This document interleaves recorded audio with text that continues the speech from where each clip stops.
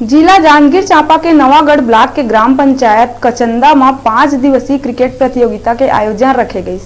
ग्राम पंचायत कचंदा के वरिष्ठ कांग्रेसी नेता चिंताराम कश्यप और युवा सरपंच खगेंद्र कश्यप श्रीफल तोड़ के क्रिकेट प्रतियोगिता के शुभारंभ करीस।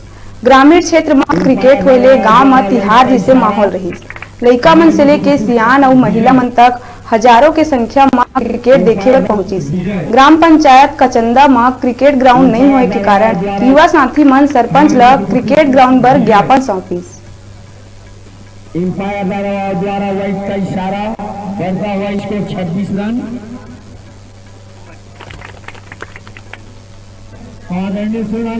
अगर भाई बोले रिस मोला कम से कम 200 लड़का मन आवेदन करके मोला दे कि भैया हमारे यहाँ खेल ग्राउंड बनना चाहिए तरीका से देकर पूरा मोर विचार है।